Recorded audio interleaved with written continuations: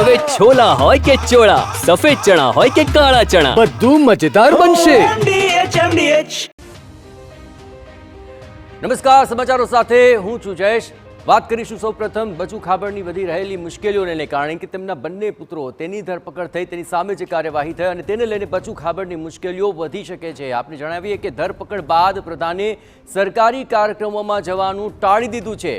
મનરેગા કૌભાંડ મામલે સરકાર તથા ભાજપ સંગઠન પણ હવે મૌન ધારણ કરીને બેસી ગયા છે. જ્યાં પીએમના પ્રવાસ દરમિયાન પણ બચુ ખાબડ ઉપસ્થિત નહીં રહે તેવી પણ માહિતી મળી રહી છે.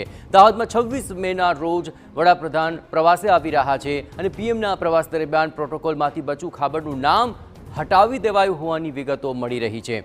તો જેમ જેમ પુત્રોની ધરપકડનો આ મામલો સામે આવ્યો, પ્રધાન બચુ ખાબડની મુશ્કેલીઓ વધી છે.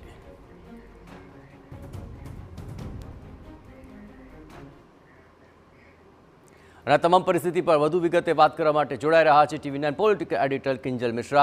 કિંજલ, બચુ ખાબડની મુશ્કેલીઓ વધતી જણાઈ રહી છે. પીએમના પ્રવાસે લઈને પણ કેટલાક સવાલો ઉઠી રહ્યા હતા કે તેમની ઉપસ્થિતિ રહેશે કે નહીં રહે, પણ હવે પ્રોટોકોલ પ્રમાણે તેમનું નામ પણ હટ્યું હોવાના અહેવાલ આવી રહ્યા છે.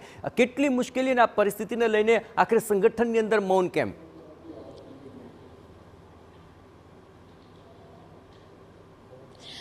જે સામાન્ય રીતે જ્યારે વાત વિપક્ષની હોય છે ત્યારે સંગઠન દ્વારા પણ ખૂબ જ ત્વરિત પ્રતિક્રિયા છે તે આપવામાં આવી રહી છે. પરંતુ અત્યારે જોવા મળી રહ્યું છે કે જે મંત્રી પુત્રોના કારણે મંત્રી તો ક્યાંક ને ક્યાંક ભીસમાં આવ્યા છે, પરંતુ મંત્રીના કારણે સરકાર પણ ભીસમાં આવી રહી હોય તેવું જોવા મળી રહ્યું છે. પરિસ્થિતિ જે પ્રકારે સર્જાઈ છે કે ખુદ વડાપ્રધાન છે તે ગુજરાતની મુલાકાતે આવી રહ્યા છે. 25-26 મેમાં તેમનો ગુજરાત પ્રવાસ યોજાઈ રહ્યો છે. તે દરમિયાન તે દાહોદના પણ હજારો કરોડના જે કામો છે તેનું લોકાર્પણ કરવાના છે. જ્યારે પણ વડાપ્રધાન આવતા હોય છે ત્યારે એક પ્રોટોકોલ હોય છે. પ્રોટોકોલ પ્રમાણે એરપોર્ટમાં તેમને રિસીવ કરવાથી લઈને મંચ ઉપર કોણ કોણ રહેશે એ તમામ જે આખા પ્રોટોકોલની અંદર જે નામો હોય છે તે નક્કી કરવામાં આવતા હોય છે અને તેની ફાઇનલ યાદી છે તે બનતી હોય છે.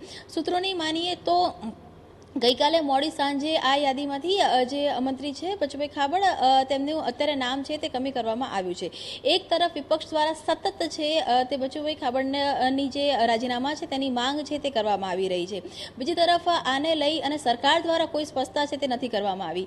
ગઈ વખતની જે કેબિનેટ બેઠક હતી ત્યાં પણ આજે સવાલ હતો તે પૂછવામાં આવ્યો હતો કેબિનેટ પ્રધાન ઋષિકેશ પટેલને. ત્યારે એમણે કીધું હતું કે જે પણ સત્ય છે તે બહાર આવશે, પરંતુ જે પ્રકારે છેલ્લા જે કહી શકાય કે 3 દિવસનો ઘટનાક્રમ સર્જાયો છે, બંને પુત્રોની ધરપકડ થઈ ચૂકી છે. બંનેની કંપની રાષ્ટ્રીય કંપની અને શ્રીરાજ કંપની બંને તેમનો જે રોલ છે તે એક શંકાના ઘેરામાં છે, જેના કારણે ધરપકડ થઈ છે. આજે કોર્ટમાં પણ રજૂ કરવામાં આવશે. પરંતુ પોતે હયાત મંત્રી હતા, હયાત મંત્રી છે, માફ કરજો, પોતે બચુભાઈ ખાબડ પંચાયત રાજના મંત્રી છે અને તે સમયની અંદર જે મનરેગા 71 કરોડનું જે કૌભાંડ છે ને તેની અંદર બંને જે પુત્રો છે તેમની એક આખી જે ગતિવિધિ છે તે જોવા મળી છે. ક્યાંક ને ક્યાંક કૌભાંડ આચર્યું હોવાના પુરાવા છે તે પોલીસ પાસે આવી રહ્યા છે ને તેને લઈ અને જે બચુભાઈ ખાબડ તો ભીસમાં આવ્યા છે, પરંતુ સરકાર પણ ભીસમાં આવી હોય તેવું લાગી રહ્યું છે.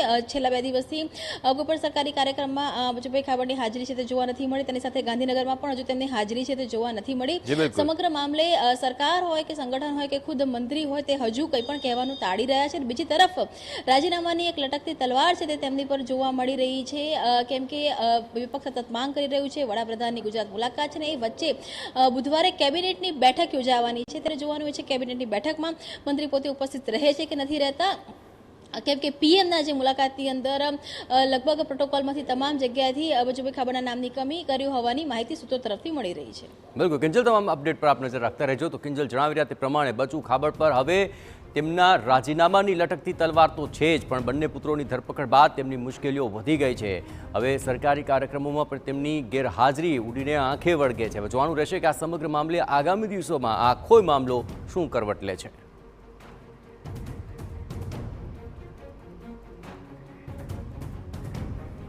MDH કિચન કિંગ મસાલા રસોડામાં હોય તો આપણે કાંઈ પણ બનાવી શકીએ છીએ. રીંગણાનો ઓળો, બટેટા ફુલાવર, ભીંડી મસાલા અને બીજું ઘણું બધું.